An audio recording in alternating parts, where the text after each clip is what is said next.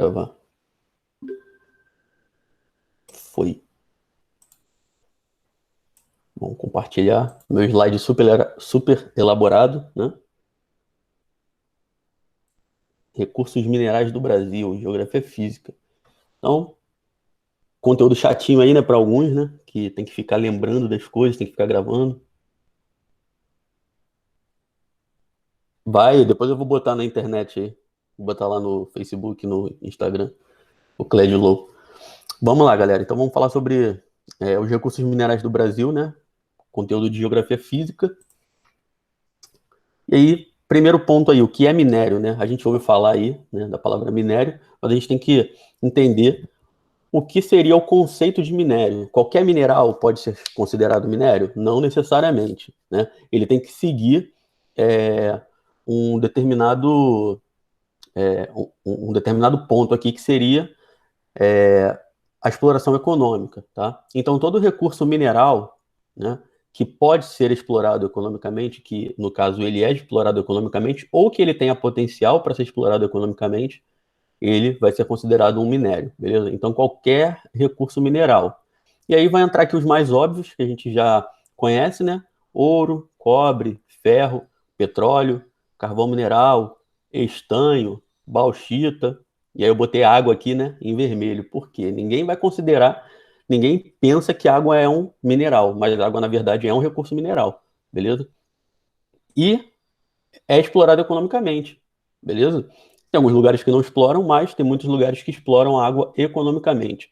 Por exemplo, no Chile, o fornecimento de água é privatizado. Então, existe uma exploração econômica, né? É diferente daqui do Brasil, por exemplo, que a água não é considerado, pelo menos a água que é fornecida para a população, ela não é explorada economicamente. O que teoricamente acontece com a SEDAI, por exemplo, é que ela é uma empresa pública e aí a gente paga pelo serviço de fornecimento, mas a gente não está pagando pela água, beleza? Então a gente está pagando pelo serviço ali do encanamento, do processo ali de filtragem, de limpeza da água, etc. E ainda pagamos para a SEDAI pelo serviço de tratamento de esgoto, que ela não faz, mas a gente paga. Se vocês pegarem a conta d'água lá, Se fosse para botar na ponta do lápis entre comprar água e pagar esse serviço todo, sairia mais barato o quê? assim, vamos lá. A água, normalmente, ela é um recurso, assim, barato, né? Pra gente, que a gente tem a água de forma gratuita, entre aspas, porque a gente só paga o serviço. Então, a água aqui no Brasil, mineral, ela é bem barata. Tirando esses últimos tempos aí, que teve essa crise aqui no Rio de Janeiro, do fornecimento da SEDAI, que a água ficou uma bosta, né? Que já não era muito boa, só que ficou praticamente imprópria para consumo, né? Então, nesse período aí, a água subiu muito. O valor da água subiu muito. Mas normalmente a água não é cara, não é um recurso caro aqui pra gente no Brasil, diferente de outros países que têm falta desse recurso. Então, é, talvez se a gente fosse comprar água para consumo direto, fosse mais barato a gente comprar. Só que aí tem um porém, né? Opa, saí passando aqui. Só que tem um porém. A gente não compra água só para nosso consumo direto, assim, no sentido de beber e cozinhar. A gente usa água para um monte de coisa. A gente usa água na descarga de casa, né? Usa água na torneira, usa água para lavar, para tomar banho e tal. E aí vai muita água. Para vocês terem noção, numa descarga no vaso sanitário, nos modelos de vaso sanitário comuns, mais antigos, que não têm esses recursos de economia, vai embora aí de 8 a 16 litros de água só em uma descarga. Então, tu imagina aí quanto de água dá para tu beber só com uma descarga, né? E aí, se tu vai no banheiro toda hora, olha quanta água tá indo embora. Num banho aí de 10 minutos, vai embora fácil mais de 100 litros, beleza? Então, acaba que fica mais barato para a gente pagar o serviço, né? Se fosse só água para consumo direto, para beber, para cozinhar, não sairia caro comprar, mas no caso de todas as outras atividades que a gente faz utilizando o recurso hídrico, né, a água, aí acaba ficando muito caro. Uma outra grande questão é que no Brasil, a maior parte do recurso hídrico já não gosta, né, Dinei? Só toma banho no sábado, aí tu vai parar até no sábado, vai economizar água beça. A maior parte dos recursos hídricos utilizados no Brasil são utilizados pela agropecuária, beleza? Então, agricultura e pecuária vão levar aí mais de 60% da água do Brasil. Então, a gente não está, nós não somos os responsáveis diretos pelo desperdício dos recursos hídricos. Vai mais para conta da agricultura aí, só que ninguém costuma falar isso, né? Porque geralmente a galera que está envolvida com a agricultura aí são grandes proprietários de terra que têm muitos recursos e aparece na propaganda da Globo que o agro é tech, agro é pop, agro é tudo. Então, o pessoal bota a agropecuária no Brasil como se fosse uma quase um deus, né? Como se a economia do Brasil dependesse basicamente, totalmente da agropecuária. Isso não é verdade. É claro que ainda hoje, a maior parte dos recursos do PIB do Brasil vem da agropecuária, mas é porque a gente tem sofrido também um processo de desindustrialização. Mas aí já é tema para outra aula. Mas aí, basicamente, né, todo recurso mineral que pode ser explorado economicamente, tá, é considerado um minério. Então, a água ela é vendida também aí em garrafas de água mineral, ou seja, é extraída da natureza para ser vendida, então também é considerado um minério, beleza? Porque é um recurso mineral, ponto, isso daí a gente já sabe, e pode ser explorado economicamente. Em outros países ela é explorada de forma mais intensa, como eu falei, no Chile, a água é privatizada, então você compra a água, até mesmo aquela que chega encanada na sua casa. A conta de água que eles pagam lá no Chile não é só pelo serviço, eles estão pagando por cada gota de água que eles consomem. Quem não pode pagar vai ficar sem e vai morrer de sede. E em outros países aí que tem menos recursos hídricos, a água se torna ainda mais cara, beleza? O maior recurso mineral atualmente é o quê? O petróleo? No Brasil, que você diz, ou no mundo? Mundialmente. E no Brasil também.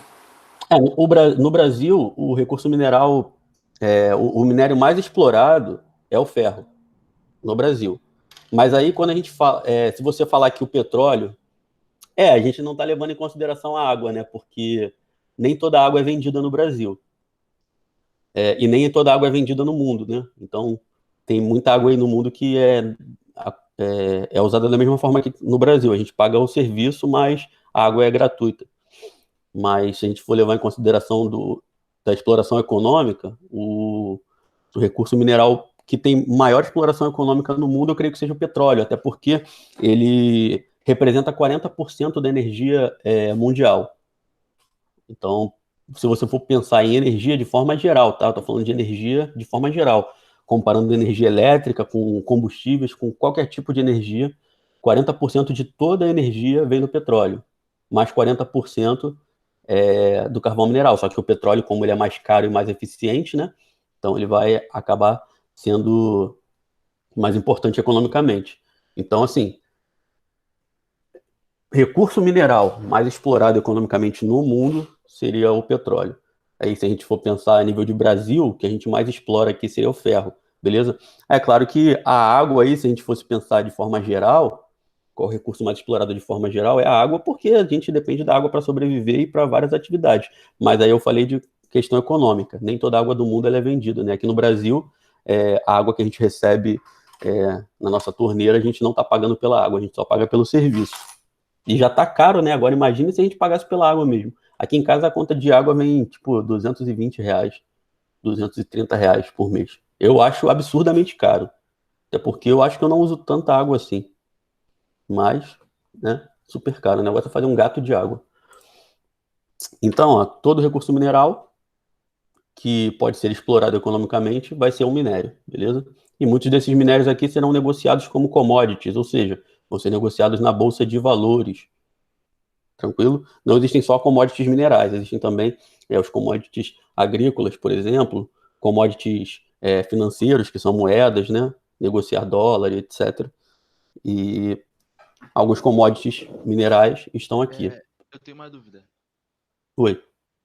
Quando eles falam, tipo assim, que o Brasil vende os produtos manufaturados, quer dizer que, como assim? Tipo assim, o Brasil vende para a China ferro, sendo que ele não vende o ferro já pronto, ele vende como se fosse uma parte do recurso. É, no caso, ele vende o ferro beneficiado, tá? A gente não vende o ferro bruto para a China, a gente vende o ferro beneficiado, mas a gente, ele é semi-manufaturado, no caso. Ele vai passar ali pelas metalúrgicas, pelas siderúrgicas e tal, e os nossos minérios eles vão ser semi-faturados, semi-processados, para modificar ele do estado bruto para o estado que ele possa ser utilizado na produção industrial. E aí ele vai ser vendido. Então, basicamente, dessa forma que acontece. Ele é extraído de forma bruta da natureza, ele passa pelo processo de, como se fosse um refino, né? E aí ele vai ser vendido já porcionado, na quantidade que o cliente quer comprar, de tantas toneladas, num formato padronizado. Então, por exemplo, vai vender ferro. A gente extrai o minério de ferro, só que não vai vender o minério de ferro bruto, vai vender o ferro já processado. E aí ele já foi beneficiado, foi purificado, e ele vai ser moldado uma forma padronizada, por exemplo, barras de ferro ou placas de ferro, para ser armazenado de forma mais fácil, inclusive, e aí para ser exportado. E aí os outros países, ou até mesmo aqui dentro do Brasil, outras indústrias vão comprar, né, essa matéria-prima beneficiada, não é uma matéria-prima bruta, e aí vão utilizar na sua produção, beleza? Tipo assim, a indústria automobilística vai pegar o ferro e o aço beneficiado ali, já num padrão que segue para as indústrias e vai começar a utilizar. Tranquilo? Tipo, não teria cabimento uma indústria automotiva pegar o minério de ferro bruto para beneficiar, para depois utilizar na produção industrial. Eles já querem pegar o produto beneficiado, para eles não perderem tempo. Então, são as indústrias pesadas que vão fazer esse beneficiamento para depois mandar para as indústrias de bens de consumo ou de bens de produção. Que aí já é assunto da parte de geografia da indústria.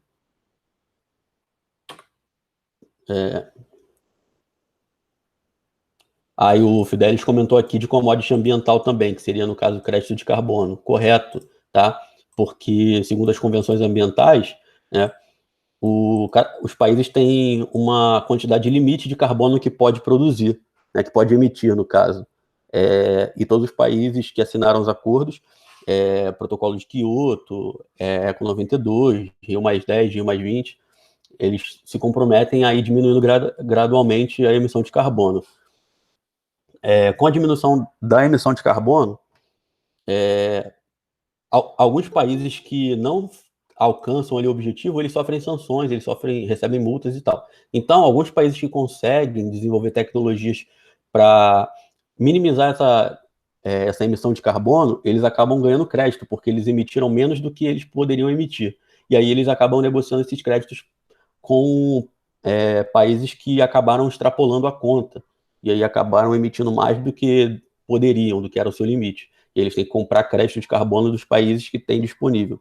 E aí acaba sendo negociado na Bolsa de Valores também, por isso que é uma commodity. E aí, no caso, é uma commodity ambiental. E continuando, aqui nós temos um mapa que eu deixei para vocês depois pegarem o slide e ficarem brincando aí com o mapa, avaliando bem devagarzinho, né? Não tem como a gente parar para avaliar minuciosamente aqui por conta do tempo da aula, mas eu vou deixar disponível para vocês os principais recursos minerais do Brasil. Aí que nós temos os recursos, aí tem alumínio, cobre, estanho, ferro, ouro, manganês, chumbo, nióbio, níquel, titânio, tungstênio, zinco, vários desses recursos. Nós temos a área aqui de abrangência geológica, né, as bacias sedimentares e os escudos cristalinos, que é basicamente as duas formas de estrutura geológica que temos no território brasileiro, e a gente vê quais tipos de recursos ocorrem em maior quantidade nas bacias sedimentares e os que ocorrem em maior quantidade nos escudos cristalinos. Aí nós temos aqui separação dos minerais metálicos, os não metálicos e os energéticos, beleza? Por exemplo, diamante, não metálico, ouro, metálico, beleza? Sal marinho, sal que é retirado do mar, que depois vai ser levado para as indústrias salinas, né? Para ser refinado, para virar esse sal de cozinha que a gente consome, que a gente compra, né? Ou ele pode ser vendido em estado bruto também, principalmente em lojas de produtos naturais, beleza? O sal ele pode ser usado para vários tipos de atividades aí que a gente muitas vezes nem imagina. Por exemplo, o sal marinho, em estado bruto, ele é levado para as indústrias químicas para a produção de vários tipos de produtos químicos. Por exemplo, aquele A água sanitária que a gente compra no mercado, ela é um produto de mistura de hipoclorito de sódio com H2O, com água. O hipoclorito de sódio é uma transformação da estrutura química do cloreto de sódio com água. Ou seja, você junta o cloreto de sódio, que é o sal, né? Pode ser o sal marinho ou qualquer outro tipo de sal, mesmo que seja refinado. Então você pega o cloreto de sódio, mistura com água. Ele vai virar hipocloreto de sódio, quando você pega e enche a água ali de sal. Basicamente ele vira hipocloreto. E aí ele sofre um processo de pressão e temperatura elevada, lá com especificações técnicas que eu não vou saber, porque eu não sou engenheiro químico, e ele vai se transformar, né? Ele vai para um reator e se transforma em hipoclorito, né? E aí depois ele é diluído em água e faz essa água sanitária que a gente compra no mercado para lavar, sei lá, o quintal de casa, o banheiro, botar para desinfetar aí o coronavírus, etc. Então ele, além de ser usado para consumo, ele é usado para várias outras coisas. O maior produtor de sal marinho é o Rio Grande do Norte, sim. Inclusive, aqui no Rio de Janeiro a gente tem produção de sal marinho, só que basicamente o sal marinho aqui do Rio de Janeiro ele vai para indústria de consumo, ou seja, vai ser levado lá para as fábricas que a gente chama de fábrica de sal, que vão refinar o sal, para a gente comprar vários tipos de marca de sal aí no mercado, de sal refinado para a gente usar na comida. Já o sal do Rio Grande do Norte, ele abastece aqui na região sudeste, em outras partes do Brasil, principalmente as indústrias, inclusive as químicas, porque eles precisam de muita quantidade de sal e precisam de quantidade de sal barato ainda. Então é mais barato trazer o sal em grande quantidade do Rio Grande do Norte para as indústrias aqui do que comprar o próprio sal que é explorado, por exemplo, na região dos lagos aqui no Rio de Janeiro. Ali em Honório Gurgel tem uma fábrica química, o nome dela é Pan-Americana, e algumas vezes que eu passei ali naquela área ali, em frente a essa fábrica, eu via montanhas de sal, tipo, dentro do terreno da empresa. E aí depois eu fui procurar saber e descobri que esse sal vinha lá do Rio Grande do Norte, que era para abastecer ali essa fábrica, que é a única fábrica do Rio de Janeiro que produz o hipoclorito de sódio, que é a base da água sanitária. Eu acho que tem muito sal também que vem escrito RN embaixo, Rio Grande do Norte, pra saber de onde que ele vem. Aí é quando as fábricas são de lá também, entendeu? Porque aí já sabe que ele foi beneficiado, processado lá. E lá estão grandes fábricas também, né? De processamento, de beneficiamento e refino do sal, porque a maior parte do sal é extraído lá. Beleza? Tem um sal que até te faz passar em concurso. Esse eu não sei não. É o sal Ita. Ó, isso daí ó, o cara vai virar o gênio da matemática depois de usar o sal ITA. Fala. O único recurso mineral renovável seria a água, é outro. Se a gente for considerar água como recurso mineral, né? Assim, cara, quando a gente considera renovável e não renovável, é que ele vai demorar, tipo, quando a gente fala que ele um recurso é não renovável, não quer dizer que ele não pode ser renovado naturalmente. Por exemplo, o petróleo. O petróleo foi produzido pela natureza. Se a natureza produziu petróleo uma vez, ela pode produzir de novo? Pode. Só que a questão é que isso demorou milhões de anos para acontecer. Então, ele não vai se renovar antes que a humanidade seja extinta, depois que a gente usar ele todo. Então, a gente pode considerar que nesse esquema, o ciclo da água ele é muito mais rápido do que o da formação dos outros recursos minerais. Então, a água seria, teoricamente, um recurso renovável. O problema é que, quando a gente destrói os mananciais, ou seja, as nascentes de água, aí a gente está matando a principal fonte de renovação da água. Então, isso daí a gente pode tornar a água um recurso não renovável. Beleza? Então vamos lá, aqui eu deixei esse mapa para vocês, depois vocês vão pegar aí o slide para poder guardar isso daqui e de vez em quando dar sempre uma olhadinha nele. Opa, calma aí. Vamos lá. E aí vamos falar agora dos principais recursos minerais, né, no Brasil. Aí primeiro aqui é o ferro, tá? Eu botei uma imagem de exemplo na página seguinte porque aqui ficou muita coisa escrita. Então o ferro é o principal recurso mineral encontrado no Brasil. O minério de ferro é extraído principalmente da hematita, magnetita, limonita, siderita e siderita. As áreas de ocorrência são... Foi mal, botei errado isso aqui, tinha que ter botado com espaço para baixo. Então, a principal e tradicional área produtora localiza-se no estado de Minas Gerais, tá? Alguns já sabiam disso porque estão estudando há mais tempo. Então, principal área de extração fica em Minas Gerais, numa área chamada quadrilátero ferrífero. Fidelis fala disso aqui o tempo todo, né? Então, tendo como vértice as cidades de Belo Horizonte, Santa Bárbara, Mariana e Congonhas, cobrindo um território de mais de 7.000 quilômetros quadrados. E aí é só a gente lembrar aqui, ó, por exemplo, Mariana, que foi uma das áreas afetadas pelo desmoronamento lá da barragem, né? Então a gente teve a região lá de Mariana, que teve um rompimento de barragem, que era uma região de exploração de ferro. Rio Doce já era, né? O rio ficou amargo depois que caiu aquele monte de produto químico de resíduo que restava lá do processo de mineração do ferro, beleza? Então, faz parte dessa região do quadrilátero ferrífero e existem lá dezenas de barragens que estão no mesmo, algumas estão no mesmo risco de rompimento, tá? E infelizmente nada é feito sobre isso. Então, pode ser que aconteça aí outros acidentes. Então, o ferro vai ser o principal recurso encontrado aqui no Brasil, tá? O Brasil tem uma abundância enorme de minério de ferro. É claro que o ferro aqui eu botei, né? Esse nome aqui, mas ele é encontrado em estado bruto como minério de ferro, que pode ser encontrado junto com esses outros recursos aqui, tá? E aí a gente tem uma imagem aqui do minério de ferro bruto. Opa, minha tela desligou aqui sozinho. Voltou agora. Então aqui é um exemplo do minério de ferro em estado bruto, beleza? E aí a gente tem que lembrar aí do quadrilátero ferrífero, Minas Gerais. Aí aqui a gente tem outro exemplo de um outro recurso mineral que está entre os mais importantes aí do Brasil, que é o manganês. Semelhante ao minério de ferro, o manganês serve de matéria-prima para a produção do aço. Então, ó, o minério de ferro ele pode ser usado na produção do ferro beneficiado e também na fabricação de aço. O aço não é encontrado na natureza, ele é produzido ao fazer a fusão aí, fazer a junção de alguns tipos de minérios diferentes.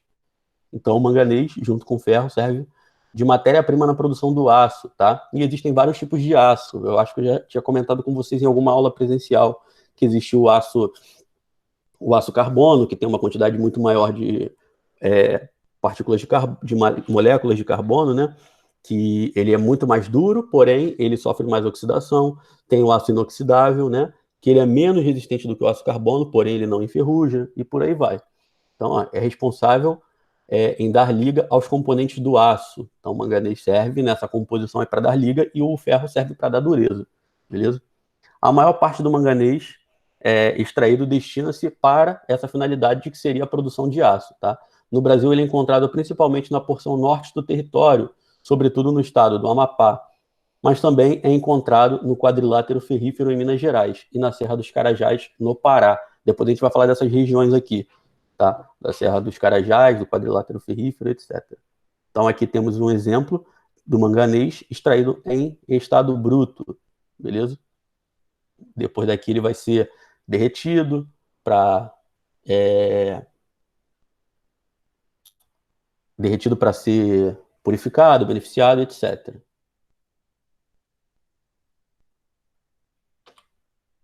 Maciço do Urucum eu vou falar depois também.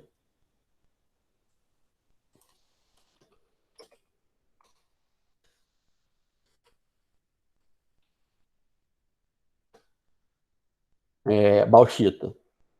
Bauxita, né? Quem já está estudando há mais tempo aí vai saber que é a principal matéria-prima para a produção do alumínio, ou seja, o alumínio também não é encontrado de forma natural, tá? Não é encontrado disponível na natureza. E aí ele vai ser produzido a partir da bauxita. Então, outro mineral importante para o país é a bauxita, matéria-prima do alumínio. O Brasil detém a terceira maior reserva do mundo As sojas jazidas são encontradas principalmente nos estados de Minas Gerais e no Pará. O processo de transformação desse mineral em alumínio é muito caro e oneroso ao meio ambiente. Por isso é tão importante a reciclagem de latinhas de alumínio, beleza? E por isso que o alumínio é tão caro. Se você for mandar fazer, por exemplo, uma estrutura metálica para sua casa, um portão de alumínio, ele vai ser muito, muito, muito mais caro do que um portão de ferro, por exemplo. Primeiro, porque o ferro é o principal recurso mineral extraído no Brasil, né? Ou seja, é o que é extraído em maior quantidade. E segundo, que o processo de transformação da bauxita em alumínio, ele é caro. Então, por mais que o Brasil tenha uma quantidade muito grande, né, tem uma reserva enorme de bauxita, o beneficiamento, a transformação, custa caro. Então, ele acaba tornando o metal aí, o minério, bem caro. Tranquilo? Deixa eu ver aqui, alguém tinha feito uma pergunta. Deixa eu ver aqui.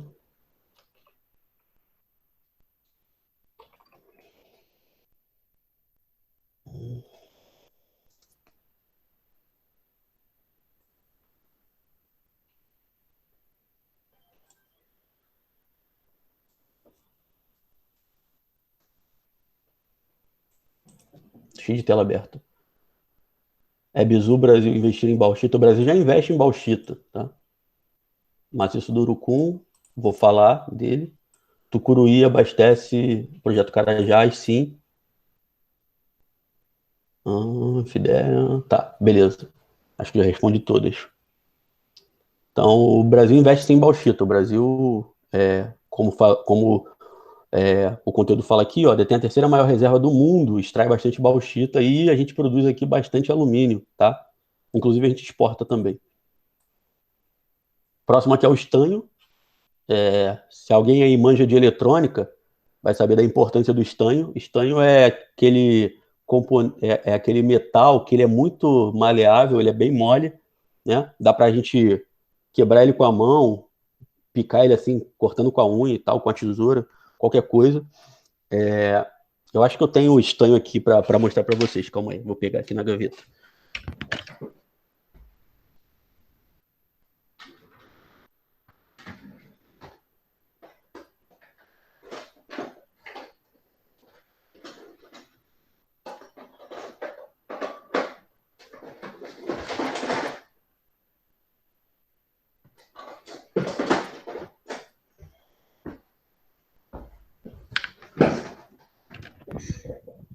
Voltei.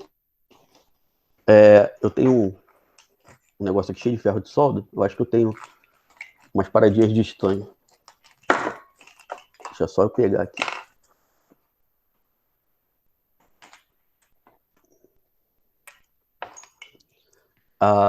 Vou tirar compartilhamento para vocês verem a minha tela maior aí.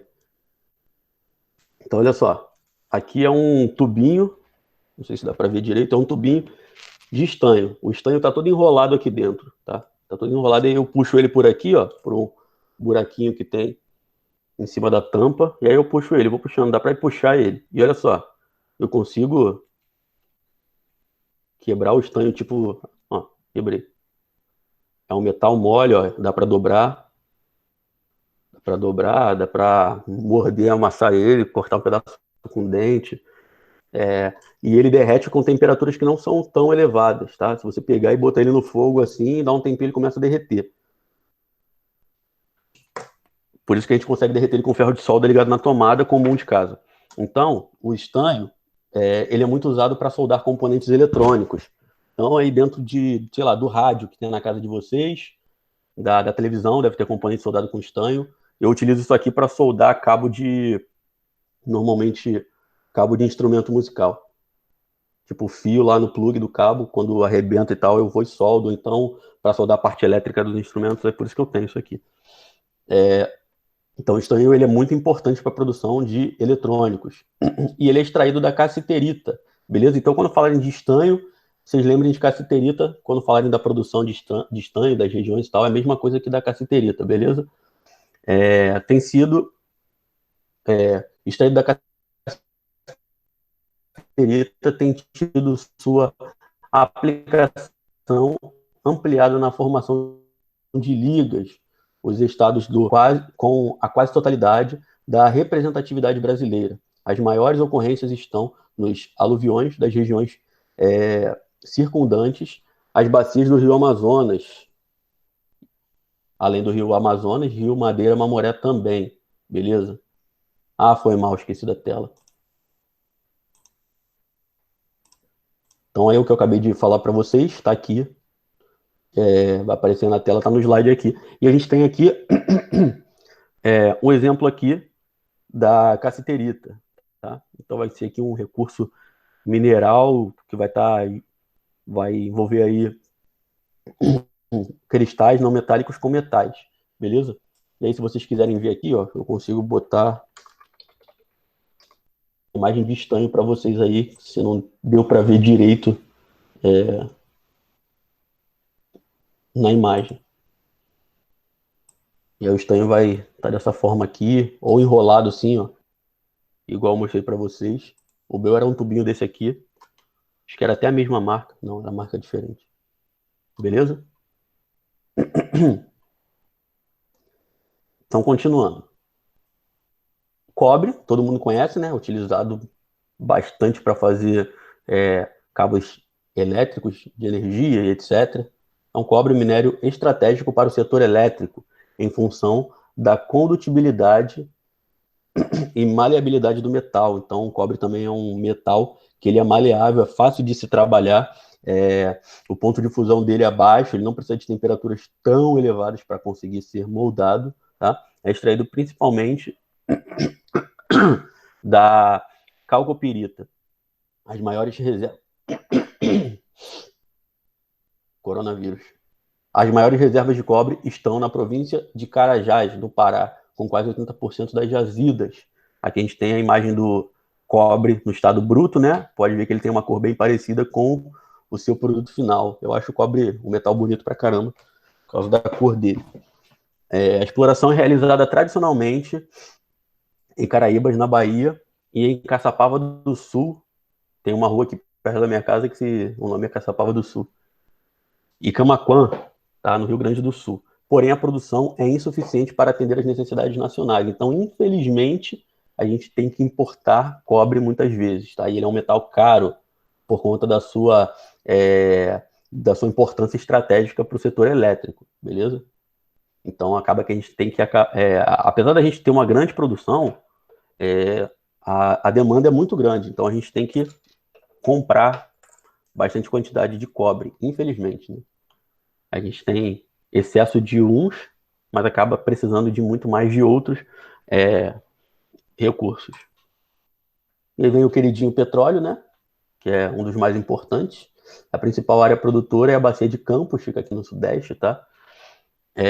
Na plataforma continental do Rio de Janeiro, seguida dos campos de extração no litoral do Espírito Santo, no Recôncavo Baiano, em mar, no Rio Grande do Norte. Aí não fica próximo, tão próximo assim da costa, já fica mais para dentro do mar, mas porém ainda fica na bacia continental, que a gente falou lá na aula passada sobre estrutura geológica e relevo, aquela região que chega até 200 metros de profundidade para dentro do mar, beleza? Então, no Rio Grande do Norte, a gente tem extração aí, terra e mar, porém, na região do mar, vai se estender para uma área mais afastada da costa. No Amazonas, no Pará também, porém, extração em terra, principalmente na bacia amazônica, que é uma grande bacia sedimentar, né? Uma região de bacia sedimentar muito grande. Lá tem um potencial de extração de petróleo muito grande. Em setembro de 99, foi anunciada a descoberta de um campo na Bacia de Santos, São Paulo, e ele está sendo bastante explorado também, com reservas potenciais de 600 a 700 milhões de barris, segundo a Petrobras, o que pode representar 10 bilhões de dólares a serem explorados em 20 anos. E, no caso, seria o chamado pré-sal. O pré-sal ele já começou a ser explorado, tá? Mas não está sendo explorado nem um terço da capacidade que ele tem.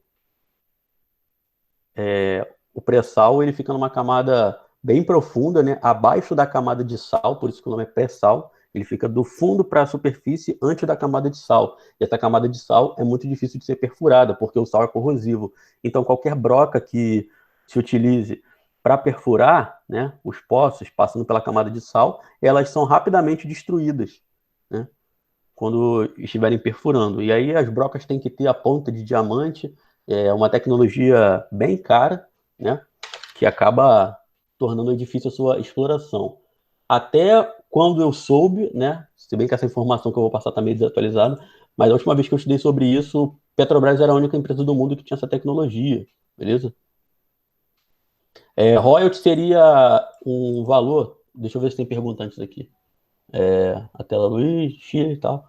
Toda hora eu vejo notícias sobre os royalties, o que seria. O royalty é uma participação que as empresas extratoras do petróleo têm que pagar para os locais em que o petróleo é extraído, beleza? Porque é uma riqueza de determinado lugar.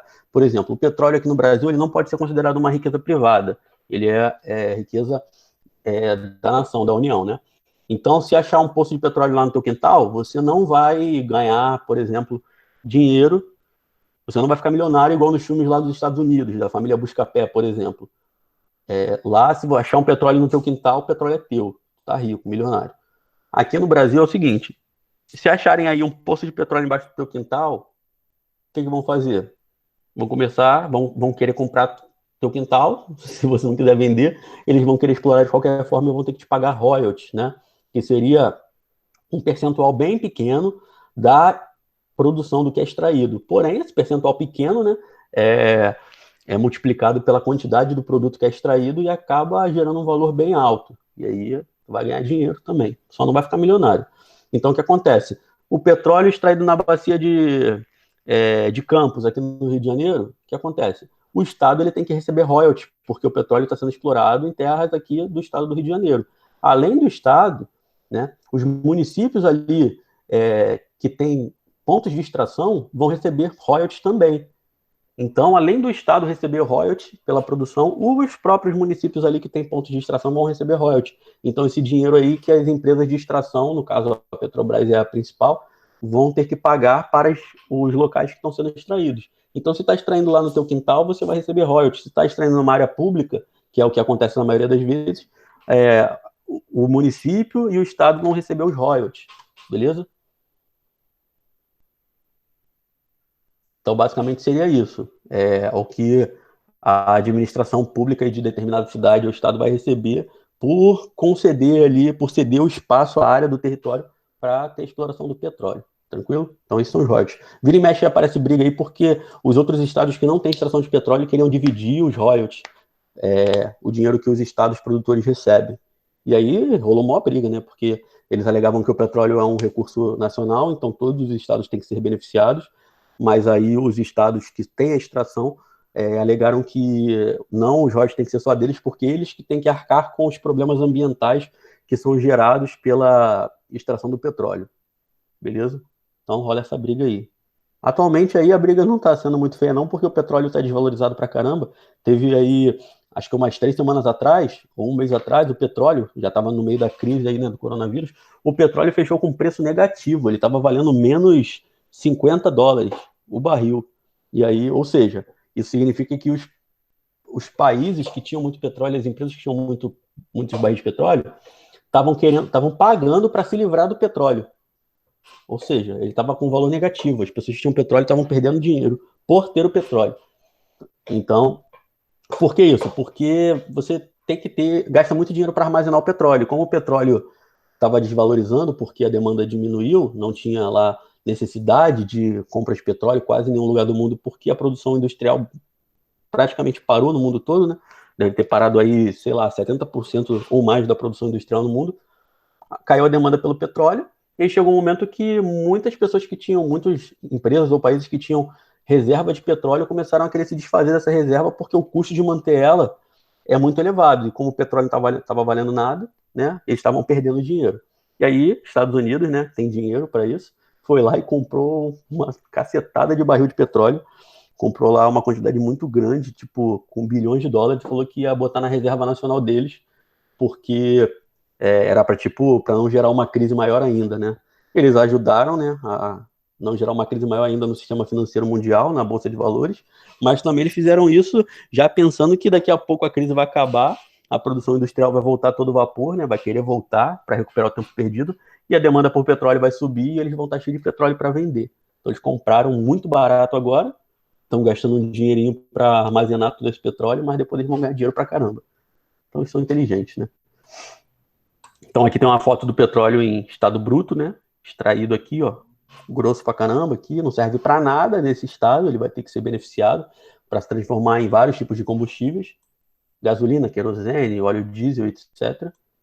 E agora vamos falar do carvão mineral, que junto com o petróleo, né, é o maior produtor de energia do mundo, 40% para o petróleo, 40% para o carvão e sobra 20% para todas as outras fontes de energia, como hidrelétrica, eólica, nuclear, etc. Então, carvão mineral. Os maiores depósitos de carvão do país encontram-se na região sul, na bacia sedimentar,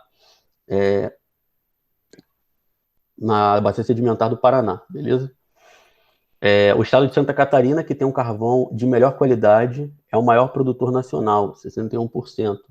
E o Rio Grande do Sul é o segundo produtor, 36%. Beleza? E aí, vamos ver quem vai mandar primeiro aí. Qual é o nome que se dá a essa área aqui do sul do Brasil, que se produz muito carvão mineral, que se extrai, quer dizer, muito carvão mineral, né? Então, destaca-se no sudeste de Santa Catarina, os municípios de Criciúma, Lauro Müller, ou Lauro Miller, né? E Uruçanga, que escoam carvão catarinense pelos portos de Henrique Lage e Imbituba. O carvão brasileiro contém impurezas, que seriam enxofre e cinzas, o que deprecia o seu valor de mercado. Então, o carvão brasileiro não está entre os melhores do mundo, assim como o gás natural do Brasil também não está entre os melhores do mundo, beleza? Então, por isso que muitas vezes a gente tem que importar uma parte de determinados recursos, mesmo a gente já tendo. No caso do gás natural, a gente tem que importar da Bolívia, mesmo a gente tendo muito gás natural aqui. Mas uma grande parte do gás natural que a gente tem não consegue ser utilizado para determinadas atividades. E o Fidelis acertou aqui, né? Essa região aqui do sul do Brasil é chamada de cinturão carbonífero, beleza? Que tem a maior concentração de reservas de carvão mineral do Brasil. Por fim, aqui o xisto betuminoso, botei a imagem no próximo slide, tá? Porque aqui também não dava. Então, é o nome mais conhecido para uma rocha metamórfica impregnada de óleo, que aparece em grande quantidade no Brasil. Tá? Então, o Brasil tem muito xisto betuminoso também. As maiores reservas encontram-se nos municípios de São Mateus do Sul e Irati, no Paraná.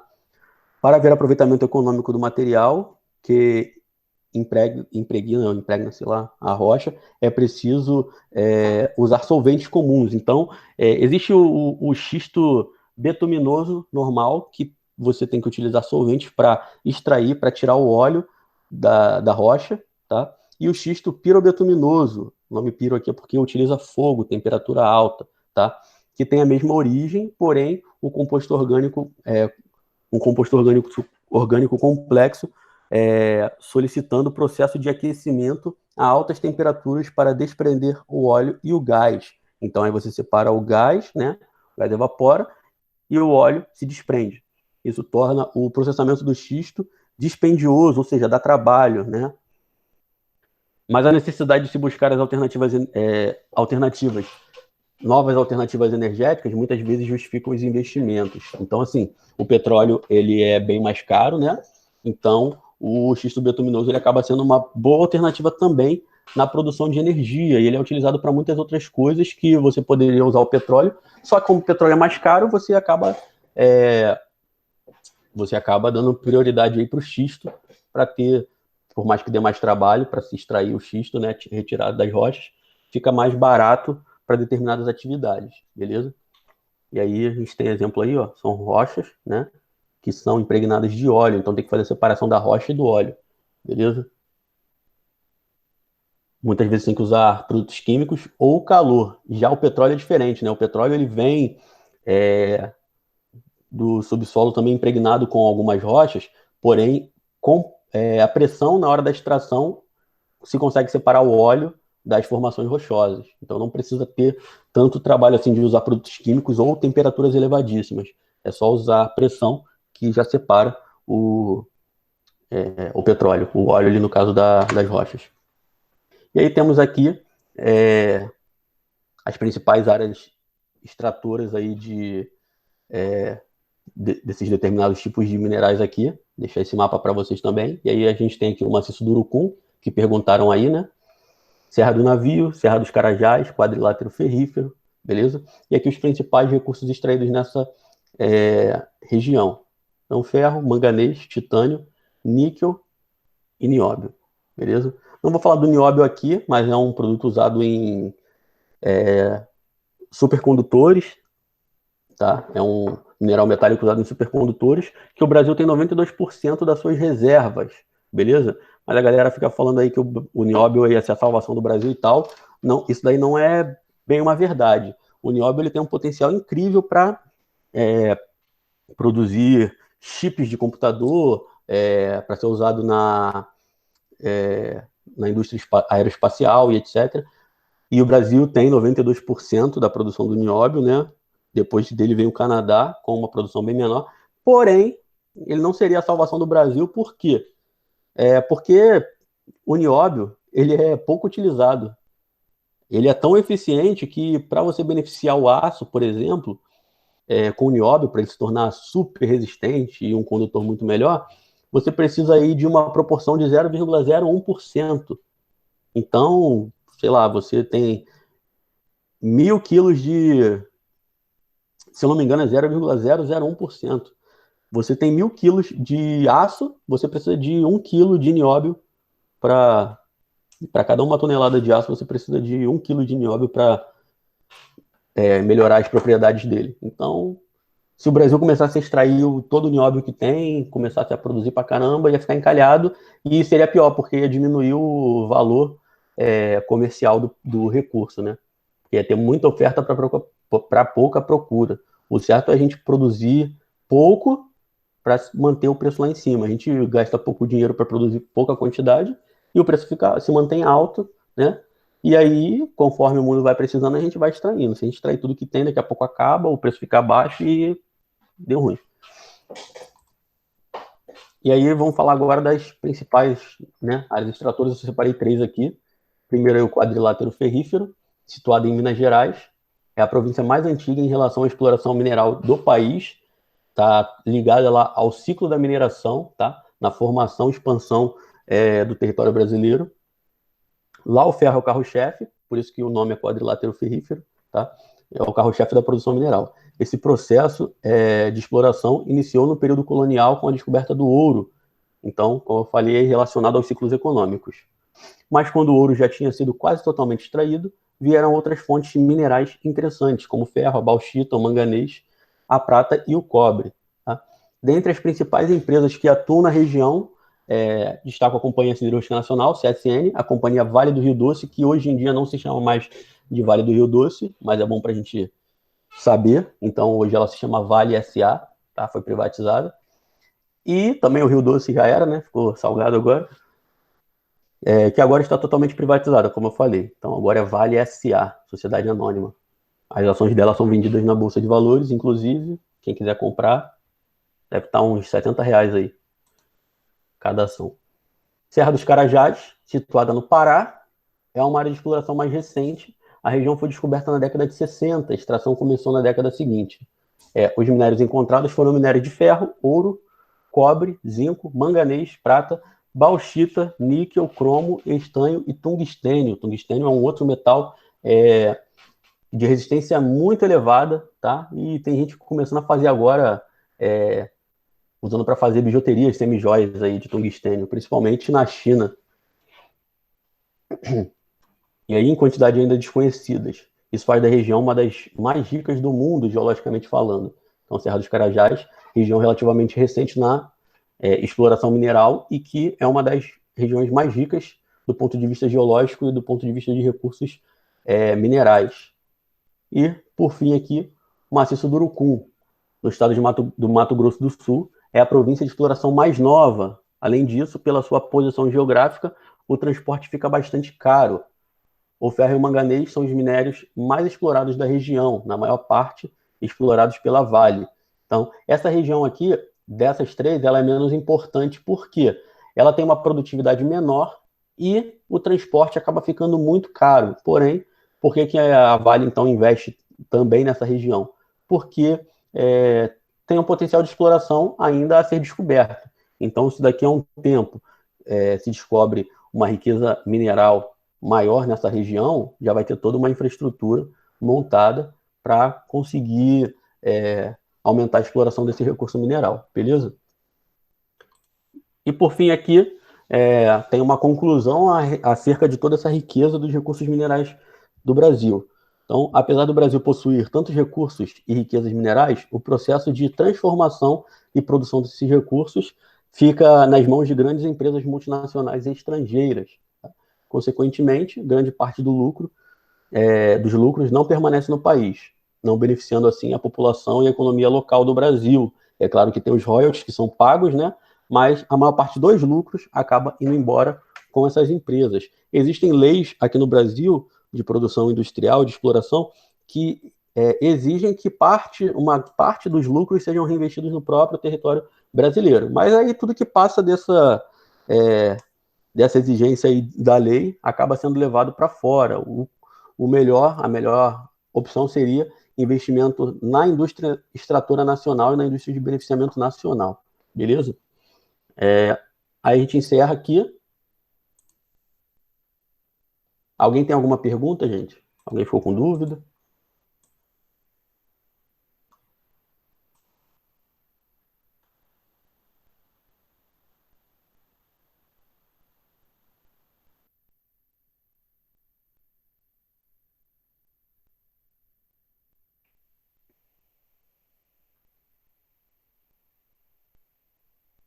Vocês estão aí ainda, gente? Ah, beleza. Galera, é o seguinte, 12h05, nosso horário está acabando, né? Já acabou, na verdade.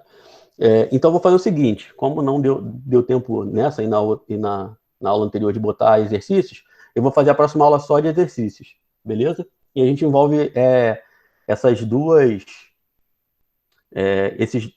aulas, tá? Tranquilo? Existe alguma ordem de exploração? Como assim? Do que é mais extraído? Basicamente você considera aí que o petróleo, perdão, que o ferro é o mais extraído. Agora, uma ordem específica eu não tenho ciência. Tá? Eu posso procurar informação para passar para vocês na próxima aula, mas de cabeça aqui, eu lembro que o ferro é o que tem mais oferta, é o que é mais extraído aqui no Brasil. Principalmente porque ele, além de ser utilizado na nossa indústria, aqui na indústria nacional, ele vai ser exportado também de forma beneficiada, é claro. Beleza? Então, na próxima aula eu vou fazer só exercícios, né? A gente coloca os exercícios do slide, vai respondendo, vai resolvendo juntos.